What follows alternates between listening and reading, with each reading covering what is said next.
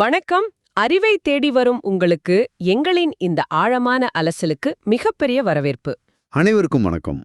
நீங்க இப்போ ஒரு முக்கிய கூட்டத்திற்கு தயாராயிட்டு இருக்கலாம், இல்லையென்றால் உலக நடப்புகளை தெரிந்து கொள்ளும் ஆர்வத்திலே இருக்கலாம்.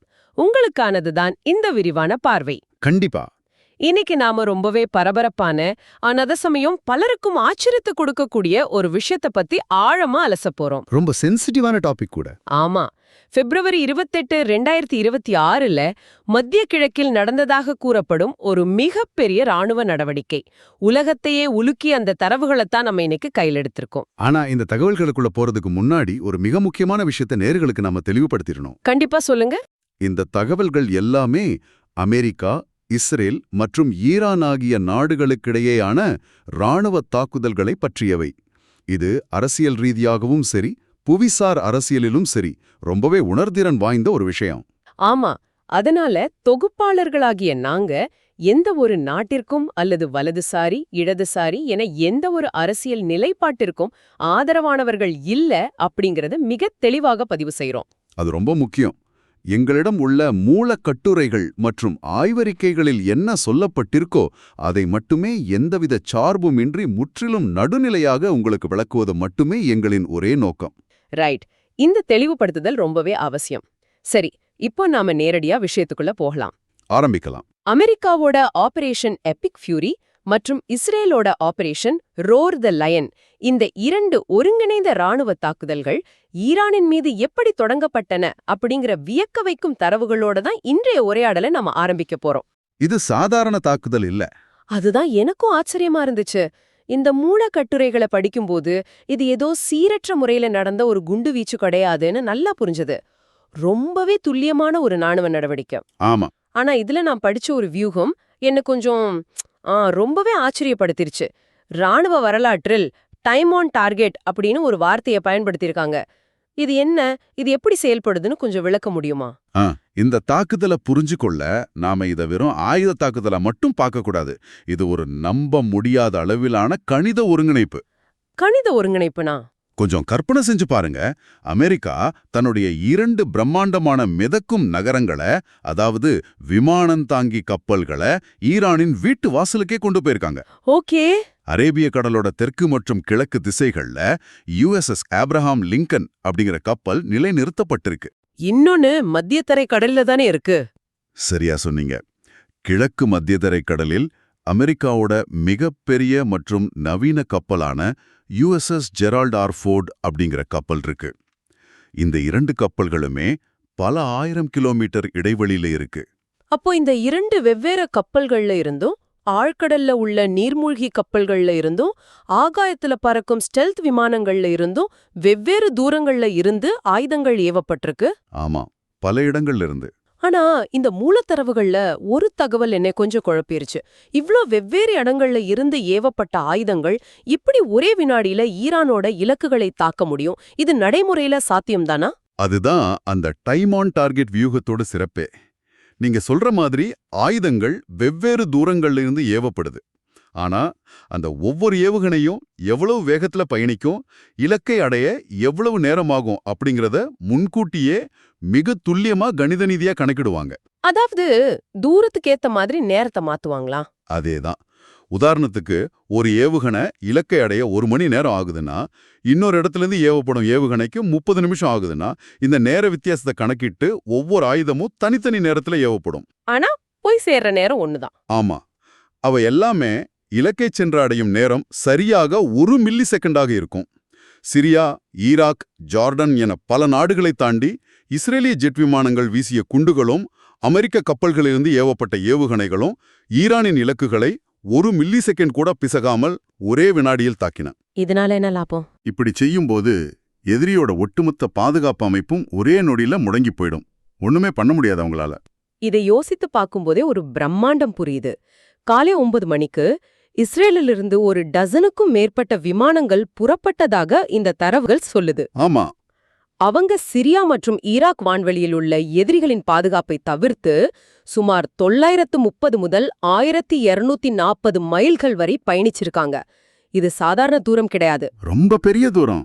அது மட்டும் இல்லாம நடுவானேலே எரிபொருள் நிரப்பி இந்த தாக்குதலை நடத்தியிருக்காங்க. இவ்ளோ தூரம் பயணம் செஞ்சு ஒரு தாக்குதலை நடத்துறது அப்படிங்கிறது லாஜிஸ்டிக்ஸ் ரீதியா எவ்ளோ பெரிய சவாலா இருந்திருக்கும். இது லாஜிஸ்டிக்ஸ் ரீதியா ஒரு மிகப்பெரிய மலைப்புன்னு தான் சொல்லணும். பல நாடுகளோட வான்வெளியை தாண்டி பறக்கும்போது எந்த இடத்துலயாவது ஒரு சின்ன தவறு நடந்திருந்தாலும் ஒட்டுமொத்த திட்டமும் பாழாயிருக்கும். ஒரு சின்ன தப்பு நடந்திருந்தாலும் மாட்டியிருப்பாங்க. கண்டிப்பா. நடுவானில் எரிபொருள் நிரப்புவது அப்படிங்கிறது மணிக்கு பல 100 கிலோமீட்டர் வேகத்துல பறந்துகிட்டே 2 விமானங்கள் ஒன்னா இணையும் ஒரு ஆபத்தான செயல். அதை சரியாக செய்து சரியான நேரத்துல இலக்கை அடைஞ்சிருக்காங்க. இதுல எனக்கு இன்னொரு பெரிய கேள்வியும் வருது. ஈரான் கிட்ட உலகின் அதிநவீன வான் பாதுகாப்பு அமைப்புகள் இருக்கே. ஆமா, ரொம்ப ஸ்ட்ராங்கான டிஃபென்ஸ் இருக்கு. அவங்களோட சொந்த தயாரிப்பான பவர் ரேடார்களும் சரி, ரஷ்யா கிட்ட இருந்து வாங்கிய அதிநவீன வான் பாதுகாப்பு அமைப்புகளும் சரி, ரொம்பவே சக்தி வாய்ந்தவன்னு சொல்றாங்க. இவ்ளோ பெரிய தாக்குதல் நடக்கும்போது, இத்தனை விமானங்கள் அவங்க நாட்டுக்குள்ள வரும்போது, ஈரானிய ரேடார்கள் என்ன செஞ்சுக்கிட்டே இருந்துச்சு? அவங்க ஏன் இதை கண்டுபிடிக்கல? ரொம்ப முக்கியமான கேள்வி இது. இந்த தாக்குதலோட வெற்றி ஆயுதங்கள்ல மட்டும் இல்ல, தொழில்நுட்பத்துல தான் ஒழிஞ்சிருக்கு. அமெரிக்க ராணுவம் இங்க வெறும் குண்டுகளை மட்டும் வீசல, வேற என்ன பண்ணாங்க? ஒரு பிரம்மாண்டமான மின்னமைப்போனை நுழைத்துறாங்க. அதாவது எலக்ட்ரானிக் வார்ஃபேர். விண்வெளியில் உள்ள செயற்கைக்கோள்கள், கடலில் உள்ள கப்பல்கள், வானில் உள்ள விமானங்கள் என அனைத்தையும் ஒருங்கிணைத்து ஈரானிய ரேடார்களின் திரைகளில் தவறான தரவுகளை செலுத்தினாங்க. தவறான தரவுகள்னா? சுருக்கமா சொல்லணும்னா, ஈரானிய வான் பாதுகாப்பு அமைப்புகளோட கண்களை அவங்க முற்றிலுமாக குருடாக்கிட்டாங்க. ரேடாருக்கு தவறான தகவலை கொடுப்பதா? இந்த மூல தரவுகள்ல நான் படிச்ச ஒரு விஷயம் எனக்கு ரொம்பவே ஆச்சரியமா இருந்துச்சு. அமெரிக்கா நூற்றுக்கணக்கான ATM-160 மால்ட் எனப்படும் சிறிய ட்ரோன்களை ஏவி இருக்காங்க. ATM-160 மால்ட், ஆமா. ஆனா இந்த ட்ரோன்களை பத்தி படிக்கும்போது ஒரு விஷயம் புரியல. இந்த சின்ன ட்ரோன்ஸ் எப்படி ஈரானிய வான் பாதுகாப்பை ஏமாத்துச்சு? இத ரொம்ப எளிமையா புரிஞ்சுக்க ஒரு உதாரணம் சொல்றேன். ஒரு திருடன் ஒரு பெரிய பங்களாவுக்குள்ள நுழைய திட்டமிடுறான்னு வச்சுக்குவோம். அந்த வீட்டை சுத்தி செக்யூரிட்டி கேமராக்கள் இருக்கு. ஓகே. அந்த திருடன் என்ன பண்றான்னா, கேமராவுக்கு முன்னாடி ஒரு பொய்யான வீடியோவை ஓட விடுறான். அந்த வீடியோல வீட்டை சுத்தி அமைதியா இருக்கிற மாதிரி இருக்கலாம். அல்லது வேற எங்கேயோ பெரிய கலவரம் நடக்கிற மாதிரி காட்டலாமா? சரியா புடிச்சிட்டீங்க. வேற எங்கேயோ கலவரம் நடக்கிற மாதிரி காட்டி செக்யூரிட்டியோட கவனத்தை திசை திருப்பலாம். செக்யூரிட்டி அந்த பொய்யான வீடியோவை பார்த்து பதறி போய் வேற திசையில ஓடும்போது திருடன் அமைதியா பின்வாசல் வழியா உள்ள நுழைஞ்சிடுவான். ஓஹோ, அப்போ இந்த சிறிய ட்ரோன்கள் அந்த பொய்யான வீடியோ மாதிரி செயல்பட்டிருக்கான். அதேதான். இந்த மால்ட் அப்படிங்கிற சிறிய ட்ரோன்கள் ஈரானிய ரேடார்களோட அலைகளை உள்வாங்கி அதை விட பல மடங்கு பெரிதாக திருப்பி அனுப்பும் திறன் கொண்டவை. அப்போ ரேடார்ல பாக்கும்போது பெருசா தெரியுமா? ஆமா, ரேடாரை பார்க்கும் ஆபரேட்டருக்கு இந்த சிறிய ட்ரோன்கள் எப்படி தெரிஞ்சுதுன்னா, மிகப்பெரிய F-15 அல்லது F-16 போர் விமானங்கள் நூற்றுக்கணக்கில் ஈரானின் தலைநகரை நோக்கி படையெடுத்து வர்ற மாதிரி தெரிஞ்சிருக்கு. ஒரு பெரிய போர் விமான படையா தெரிஞ்சிருக்கு. இது திரையில பார்த்த ஆபரேட்டர்களுக்கு எவ்வளவு பெரிய பீதி ஏற்பட்டிருக்குன்னு கொஞ்சம் யோசிச்சு பாருங்க. அவங்க அந்த போலி ட்ரோன்களை உண்மையான விமானங்கள்னு நம்பி தங்கள் பாதுகாப்புகளை அந்த திசையில திருப்பினாங்க. அந்த நேரத்தை பயன்படுத்தி உண்மையான ஆபத்து உள்ள நுழைஞ்சிருச்சு, அப்படிதானே? ஆனா இந்த ஏமாற்று வேலையை பயன்படுத்தி உலகின் அதிநவீன F-35 மற்றும் F-22 ராப்டார் ஸ்டெல்த் விமானங்கள் ஈரானிய வான்வெளிக்குள் யாருக்கும் தெரியாம ஊடுருவிச்சு. ஏன்னா அது ரேடார்ல சிக்காது. ரேடாருக்கு தெரியாதபடி உருவாக்கப்பட்டவை. இப்படி ஈரானோட வான் பாதுகாப்பு நெட்வொர்க் வெறும் அடக்கப்படல, அது முற்றிலுமாக சிதைக்கப்பட்டது. இதை கேட்கும்போதே நாம் தினமும் பயன்படுத்துற இணைய பாதுகாப்பு, அதாவது சைபர் செக்யூரிட்டி தான் ஞாபகத்துக்கு வருது. ஒரு சிஸ்டத்தை ஹேக் பண்றதுக்கு முன்னாடி எப்படி ஒரு வைரஸ் அனுப்பி கவனத்தை திசை திருப்புவாங்களோ, அதே தந்திரத்தை வான்வழி போர்ல பிரம்மாண்டமா செஞ்சிருக்காங்க. 100% உண்மை. சரி, இப்ப தாக்குதல் களத்துக்கு வருவோம். இந்த தாக்குதல் எப்படி நடந்தது அப்படிங்கறத தரவுகள் மிக தெளிவா 3 அலைகளா பிரிச்சிருக்காங்க. அதுல முதல் அலையில என்ன நடந்துச்சு? முதல் அலை அப்படிங்கிறது கண்களை கட்டுதல். பாரசீக வளைகுடாவில் இருந்த USS தாமஸ் ஹட்னர் போன்ற டிஸ்ட்ரோயர் கப்பல்களிலிருந்து டொமாஹாக் க்ரூஸ் ஏவுகணைகள் ஏவப்பட்டன. இந்த ஏவுகணைகள் எப்படி பயணிச்சுது? இந்த ஏவுகணைகள் வழக்கமான பாதையில பயணிக்கல. தரைமட்டத்தோடு உரசிபடி மலைகளுக்கும் கட்டடங்களுக்கும் நடுவே ஒலியின் வேகத்திற்கு குறைவாக பறந்து சென்றன. நாப் ஆஃப் தி எர்த் ஃபிளைட் அப்படின்னு சொல்லுவாங்க. தரைக்கு ரொம்ப பக்கத்துல. ஆமா, இப்படி தரைக்கு மிக அருகில் பறப்பதால எந்த ரேடாராலும் இதை கண்டுபிடிக்க முடியாது. தெஹரான், ஈலாம் மற்றும் குஜஸ்தான் ஆகிய இடங்களில் இருந்த ஈரானோட அதிநவீன S-300, S-400 வான் பாதுகாப்பு ரேடார்களை இந்த ஏவுகணைகள் துல்லியமாக தாக்கின. ஓகே, அப்போ பாதையை கிளியர் பண்ணிட்டாங்க. ஆமா, இதன் மூலம் பின்னால் வரும் போர் விமானங்களுக்கு ஒரு பாதுகாப்பான பாதையை உருவாக்குனாங்க. அதாவது அடர்ந்த காட்டுக்குள்ள பாதுகாப்பா நடக்கிறதுக்கு ஒரு பாதையை உருவாக்குற மாதிரி இதன் பிறகு சரியாக 30 நிமிடங்களுக்கு பிறகு இரண்டாம் அலை தொடங்கியிருக்கு. இது ரொம்ப முக்கியமான கட்டம். இதுதான் பதுங்குகுழிகள் மற்றும் ஏவுகணைகளை அழிக்கும் கட்டம்னு தரவுகள் சொல்லுது. அமெரிக்காவின் புகழ்பெற்ற P-2 ஸ்பிரிட் ஸ்டெல்த் பாம்பர்கள் ஆழமான அணுசக்தி பதுங்குகுழிகளை தாக்கியிருக்கு. அதே நேரத்துல ஜார்டன் மற்றும் UAE-லிருந்து புறப்பட்ட F-15E ஸ்ட்ரைக் ஈகிள் விமானங்களும் களமிறங்கியிருக்கு. ஆனா இந்த இடத்துல ஒரு தகவல் என்ன கொஞ்சம் யோசிக்க வச்சுது. ஒவ்வொரு F-15 விமானமும் சுமார் 19 ஜேடாம் குண்டுகளை சுமந்து சென்றிருக்குன்னு சொல்லப்பட்டிருக்கு. இந்த ஜேடாம் அப்படின்னா என்ன? அது எப்படி இவ்ளோ துல்லியமா செயற்படுது? ஜேடாம் அப்படிங்கிறது ஒரு சாதாரண குண்டு கிடையாது. அது GPS தொழில்நுட்பத்தால் வழிகாட்டப்படும் ஒரு அதிநவீன ஸ்மார்ட் குண்டு. ஒரு சாதாரண வெடிகுண்டில் இந்த ஜேடாம் கருவியை பொறுத்துவிட்டால் அது செயற்கைக்கோள் உதவியோடு தான் எந்த இடத்துல விழணும்னு மிக துல்லியமா தானே கணக்கிட்டு போய் விழும். அப்போ அந்த விமானங்கள் தரையில இருக்கிற ஏவுகணைகளை அழிச்சுதா?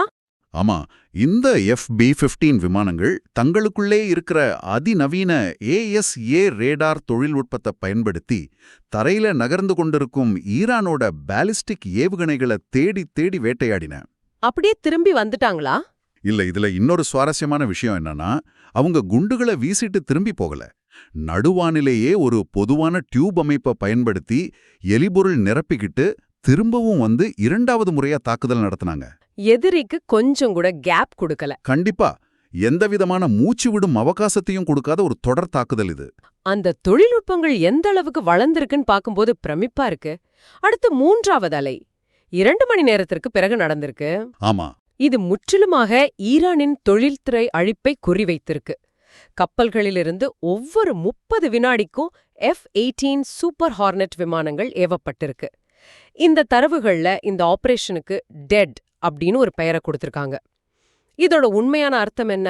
டெட் அப்படிங்கிற வார்த்தைக்கு ஆங்கிலத்துல destruction of enemy air defences, அதாவது எதிரியின் வான் பாதுகாப்புகளை அழிப்பது அப்படின்னு அர்த்தம். ஏற்கனவே முதல் அலையில அழிச்சாங்களே. ஆமா, ஆனா முதல் 2 அலைகள்ல தப்பிப் பிழைத்த ஏதேனும் ரேடார்களோ ஏவுகணை அமைப்புகளோ ஈரானிடம் மிச்சம் இருந்தால் அதையும் சல்லடை போட்டு தேடி அழிப்பதுதான் இந்த விமானங்களோட வேலை. ஓகே, கிளீன் அப் பண்றாங்க. அதே நேரத்துல F-35C விமானங்கள் உளவு தகவல்களை சேகரிக்க, ஆகாயத்தில் நூற்றுக்கணக்கான விமானங்களின் போக்குவரத்தை கட்டுப்படுத்த E-2D ஹாக்கி விமானங்கள் ஒரு மாஸ்டர் பிரெயின் போல செயல்பட்டன. வானத்துல டிராஃபிக் கண்ட்ரோல் மாதிரி. சரியா சொன்னீங்க. வானத்தில் நடக்கும் அத்தனை விஷயங்களையும், எந்த விமானம் எங்கே போகணும், எந்த ஏவுகணை எப்போ ஏவப்படணும் அப்படிங்கிற ஒட்டுமொத்த கட்டுப்பாட்டையும் இந்த விமானங்கள் தான் ஒருங்கிணைத்தன. இந்த 3 அலைகளும் ஈரானின் மிக முக்கிய நகரங்களை உலுக்கி எடுத்திருக்கு. கராச் நகரத்தின் தொழில்துறை மையங்கள், சித்தாந்தமயமான கோம் நகரம், ஏவுகணை தளங்கள் நிறைந்த கெர்மன்ஷா, இஸ்ஃபஹானும் தான். ஆமா, ஈரானின் அணுசக்தி மற்றும் ட்ரோன் திட்டங்களின் மகுடமாக விளங்கும் இஸ்ஃபஹான் நகரம் என எல்லாமே இந்த தாக்குதலுக்கு உள்ளாகியிருக்கு. ஆனா இதையெல்லாம் தாண்டி ஒரு முக்கியமான கேள்வி எழுகிறது. இவ்ளோ பெரிய ராணுவ நடவடிக்கையோட உச்சக்கட்ட இலக்கு என்ன? நீங்க எதை சொல்றீங்கன்னு எனக்கு புரியுது. சாதாரணமாக ஒரு நாட்டை பயமுறுத்துவதற்காக இவ்ளோ பெரிய ஆபரேஷனை யாரும் செய்ய மாட்டாங்களே. தரவுகள் சொல்றத வச்சு பார்த்தா இஸ்ரேலோட முக்கிய நோக்கம் ஈரானின் உச்ச தலைவரான அயத்துல்லா அலி கமேனிய குறிவைப்பதுதான்னு தெரியுது. அந்த முடிவுக்கு தான் நம்ம வரவேண்டியிருக்கு. தெஹ்ரானின் யூனிவர்சிட்டி வீதி, ஜம்ஹூரி மாவட்டம் மற்றும் பாஸ்டர் வீதி அமைந்துள்ள அந்த பகுதி வெறும் ஒரு சாதாரண குடியிருப்பு பகுதி கிடையாது. அது ரொம்ப பாதுகாப்பான இடமாச்சே. ஆமா, அது ஈரானிய அரசாங்கத்தின் நரம்பு மண்டலம்னு சொல்லலாம். கமேனியின் அன்றாட அலுவலகங்கள், முக்கிய முடிவுகள் எடுக்கப்படும் இடங்கள் அங்கேதான் இருந்துச்சு. இந்த தாக்குதல் அந்த பாதுகாப்பான வளாகத்தை முற்றிலுமாக தரைமட்டமாக்கியது. ஆனா இந்த இடத்துல ஒரு பெரிய முரண்பாடு இருக்கிறத மூலக்கட்டுரைகள் சுட்டிக்காட்டுது. இஸ்ரேல் தரப்புல வெளியான தகவல்கள்ல அந்த இடிபாடுகளுக்குள்ள இருந்து கமேனியோட உடல் கண்டெடுக்கப்பட்டு அவர் இறந்து விட்டதாக சொல்லப்பட்டிருக்கு. ஆனா ஈரான் அதை மறுத்தாங்களே. ஆமா, ஈரான் ராணுவமும் ஏவுகணைகள் தாக்கிய போது அவர் அந்த அலுவலகத்தில் இல்லை என்றும் அவர் பாதுகாப்பான இடத்துக்கு தப்பிவிட்டதாகவும் கூறியிருக்காங்க. எது உண்மை அப்படிங்கிறது உலகத்துக்கு ஒரு மிகப்பெரிய புதிராகவே இருந்திருக்கு. அவர் தப்பினாரா இல்லையா அப்படிங்கிறத தாண்டி அந்த தாக்குதல் ஈரானின் கௌரவத்தின் மீது விழுந்த ஒரு மிகப்பெரிய இடி. தங்கள் நாட்டின் உச்சத் தலைவரின் பாதுகாப்பான அலுவலகமே இப்படி தரைமட்டமாக்கப்படும்போது எந்த ஒரு நாடும் அமைதியா இருக்காது. கண்டிப்பா பதிலடி கொடுப்பாங்க. இதன் பிறகுதான் ஈரானின் அதிரடி பதிலடியான ஆபரேஷன் ட்ரூத்ஃபுல் ப்ராமிஸ் 4 உடனே தொடங்கியது. இது ஒரு சிறிய அளவிலான பதிலடி கிடையாது. ஈரான் தன்னிடம் உள்ள ஆயிரக்கணக்கான பாலிஸ்டிக் ஏவுகணைகள் மற்றும் ட்ரோன்களை பயன்படுத்தி மத்திய கிழக்கிலுள்ள அமெரிக்கா மற்றும் கூட்டணி நாடுகளின் தளங்களை ஒரே நேரத்துல குறிவைத்தது. அந்த பதிலடி தாக்குதலை பற்றி படிக்கும்போது அதன் வீரியம் எந்த அளவுக்கு இருந்துச்சுன்னு புரிஞ்சுக்க முடிஞ்சது. ஐக்கிய அரபு அமீரகத்தின் அல் ஹதாஃப்ரா விமானப்படை தளத்தில் ஏவுகளை தாக்கியதில் ஒருவர் உயிரிழந்தார்னு தரவுகள் சொல்லுது. பஹ்ரைன்லயும் தாக்குதல் நடந்துச்சு. ஆமா, பஹ்ரைனில் உள்ள அமெரிக்க கடற்படையின் 5வது படைப்பிரிவு தலைமையகம் குறிவைக்கப்பட்டது. கத்தார் தங்கள் வான்வழியில் ஏவுகணைகளை முறியடித்தாலும் குவைத் தனது வான்வழியை முழுமையாக மூடும் அளவுக்கு நிலைமை மோசமாயிருக்கு. இஸ்ரேல் என்ன நடந்துச்சுன்னு பாத்தீங்கன்னா, இஸ்ரேலிலும் நாடு முழுவதும் அபாய சங்கங்கள் ஒழித்திருக்கு. டெல்லவிவ் மற்றும் ஜெருசலேம் வான்வழியில ஏவுகணைகள் இடைமறிக்கப்பட்டு வானமே வெளிச்சத்தால் நிரம்பிய நிகழ்வை தரவுகள் ரொம்பவே தத்ரூபமா விவரிக்கின்றன. இது ஒட்டுமொத்த பிராந்தியத்தையுமே ஒரு பெரிய போர்க்களமா மாத்திருக்கு. இது ஒரு தொடர் சங்கிலி எதிர்வினை. ஒரு தரப்பு தங்களோட அதிநவீன தொழில்நுட்பத்தை பயன்படுத்தி தாக்கினால் மற்றொன்று தங்களிடம் இருக்கும் ஆயுதங்களின் எண்ணிக்கையை பயன்படுத்தி ஒரு மிகப்பெரிய பதிலடியை கொடுக்கிறது. ஒரு பயங்கரமான சூழ்நிலை. அந்த நாட்கள்ல அந்த பிராந்தியத்தில் இருந்த ஒவ்வொரு சாதாரண மனிதனுக்கும் வானத்தை பார்க்கும்போதெல்லாம் ஏதோ ஒரு ஏவுகணை பறக்கிறதோ அப்படிங்கிற மிகப்பெரிய உளவியல் ரீதியான அச்சம் இருந்திருக்கும். இவ்வளவு நேரம் இந்த பிரம்மாண்டமான ராணுவ தாக்குதல்களை பத்தியும் அதோட தொழில்நுட்பங்களை பத்தியும் பேசினோமே, இது நேயர்களான உங்களுக்கு ஏன் முக்கியம்னு நீங்க யோசிக்கலாம். அது ரொம்ப முக்கியமான கேள்வி. இது ஏதோ உலகத்தோட வேறொரு மூலையில நடக்கிற சண்டை தானே, இதனால நமக்கு என்ன அப்படின்னு தோணலாம். ஆனா நவீன போர் முறை எப்படி முற்றிலுமா மாறிப்போச்சு அப்படிங்கறத இது நமக்கு உணர்த்துகிறது. இனிவரும் காலங்கள்ல போர் அப்படிங்கிறது நேருக்கு நேர் மனிதர்கள் மோதுவதோ அல்லது யார் கையில அதிக துப்பாக்கிகள் இருக்கின்றன என்பதோ கிடையாது. உண்மைதான். நீங்க தினமும் பயன்படுத்துற ஸ்மார்ட் போன், உங்களோட இன்டர்நெட், உங்க வங்கி விவரங்கள் எல்லாமே சைபர் பாதுகாப்பை நம்பிதான் இருக்கு. அதே மாதிரிதான் ஒரு நாட்டை பாதுகாப்பதும் இனி அதிநவீன தொழில்நுட்பம், ரேடார்களை முடக்கும் சைபர் தாக்குதல்கள் மற்றும் வியக்க வைக்கும் கணித ஒருங்கிணைப்பு பற்றியதுதான். இது உலக பாதுகாப்பை பற்றிய நமது ஒட்டுமொத்த புரிதலையும் அடியோடு மாற்றுகிறது. நீங்க சொல்றத வச்சு பார்க்கும்போது இது ஒரு முக்கியமான கேள்வியை எழுப்புகிறது. நேயர்களாகிய நீங்களும் இதை சற்று ஆழமாக சிந்தித்து பாருங்கள். ஒரு நாட்டின் மிகவும் பாதுகாப்பான அதிநவீன வான் பாதுகாப்பு வலையமைப்பு கூட கணித ரீதியாக ஒருங்கிணைக்கப்பட்ட சைபர் தாக்குதல்களாலும் கேமராவில் போலி வீடியோ காட்டுற மாதிரி செயல்படும் சிறிய ட்ரோன் தந்திரங்களாலும் இவ்வளவு எளிதாக முடக்கப்படுகிறது என்றால், ஆமா, அப்படி முடக்கப்பட்டால் எதிர்காலத்தில் நாம் வரையறுத்து வைத்துள்ள நிலப்பரப்பு எல்லைகள் மற்றும் பாரம்பரிய இராணுவ பாதுகாப்புகள் என்பவை இணையம் சார்ந்த இந்த தன்னாட்சி போர் முறைகளுக்கு முன்னால் முற்றிலும் அர்த்தமற்றதாகிவிடுமா? நிலத்தை நம்பி பாதுகாப்பை கட்டமைக்கும் காலமெல்லாம் மலையேறி கண்ணுக்குத் தெரியாத அலைவரிசைகளே ஒரு நாட்டின் தலையெழுத்தை தீர்மானிக்கும் காலகட்டத்துக்கு நாம வந்துட்டோமா? கேள்வியோடு இன்றைய ஆழமான அலசலை நாங்க நிறைவு செய்றோம். ரொம்ப சிறப்பான ஒரு அலசல் இன்னைக்கு. நாங்க முன்னாடியே சொன்ன மாதிரி ஒரு விஷயத்தோட பல்வேறு கோணங்களை உங்களுக்கு கொண்டு வந்து சேர்ப்பதுதான் எங்களோட நோக்கம். எங்களோட இணைந்து இந்த வியக்கு வைக்கும் தகவல்களை பகிர்ந்து கொண்டதற்கு உங்களுக்கு மிகப்பெரிய நன்றி. தொடர்ந்து கேள்விகளை கேளுங்கள், தேடலை தொடருங்கள். மீண்டும் ஒரு சுவாரஸ்யமான அலசலோடு உங்களை சந்திக்கிறோம். அதுவரை உங்களிடமிருந்து விடை பெறுகிறோம். நன்றி.